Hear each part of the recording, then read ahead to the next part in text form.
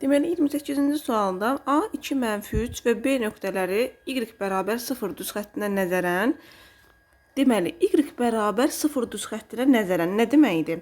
Y nə vaxt 0 olur? Absis oxun üzərində. Deməli y bərabər 0 bizə OX-a nəzərən demək istəyir. Yəni A nöqtəsi B nöqtəsinə OX-a nəzərən keçib. A nöqtəsi 2 -3-dür. OX-a görə keçəndə bilirsiniz ki, Y dəyişir. Yəni 2, 3 olacaq. B nöqtəsini tapdıq. Deyir B və C nöqtələri X üstəgəl Y bərabər 0 düz xəttinə nəzərən simmetrikdir. Burada X üzərinə gəl Y bərabər 0-da. Y-i saxlayıram. X-i digər tərəfə keçirdəndə -X olacaq. Bunun da qaydasını bilirsiniz ki, Y bərabər -X-a nəzərən simmetrik deyəndə yerlər də dəyişir, işarələr də dəyişir. İndi bizdə B nöqtəsi 2, 3 idi. Bu C nöqtəsinə Y bərabər -X-a nəzərən keçir. Yəni yerləri də dəyişəcəm, işarələri də dəyişəcəm. Bu da oldu bizim C nöqtəmiz. İndi bizə deyir C nöqtəsi bu düz xəttin üzərində olsun. Düz xəttimizi köçürdək. Düz xəttin üzərindədirsə, o zaman X-in və Y-in qiymətini gətirib qoymalıyıq yerinə. 3 vur -3. -9, Y -2 idi. Buradakı mənfiyə dəyir müsbət 2. Üzərinə gəlir A bərabər 0-a. Buradan da A olacaq 7. Sonra növbəti sualımız 29-cu sualda. Şəkildəki domino daşlarından təsadüfi olaraq ikisi seçilir. Burada hal-hazırda biz 10 dənə domino daşı görürük. Seçilən daşlardan hər birindəki xalların cəminin cüt ədəd olması. Baxaq, birinci domino daşında 5-lə 1-i toplayanda cüt, ikincidə 6 cüt, üçüncüsündə 2 cüt, dördüncüsündə xalları toplayanda 4 eləyir cüt. Burada 3 ilə 2-ni toplayanda 5 eləyir tək. Sonra bu da təkdir, cüt.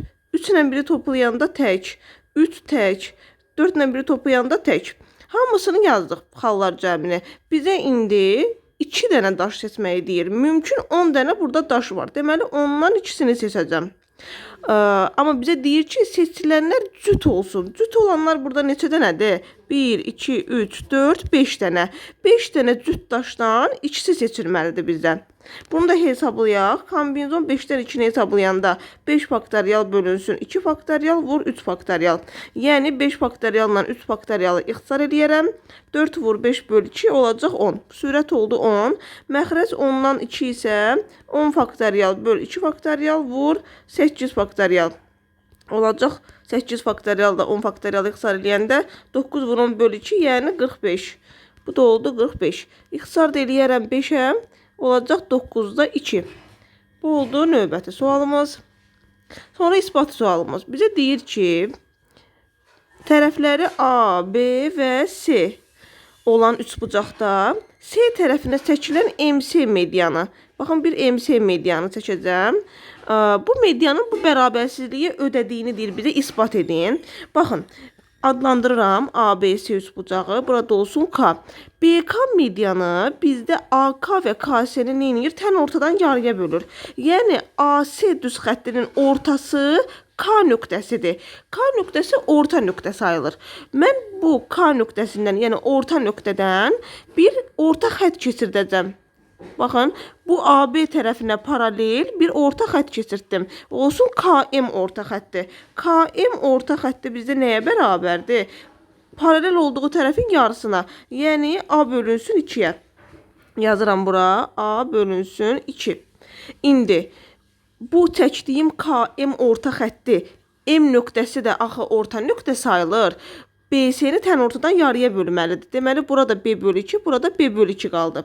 İndi, baxın, üzərindən qara ilə getdiyim üçbucağa diqqətlə baxın.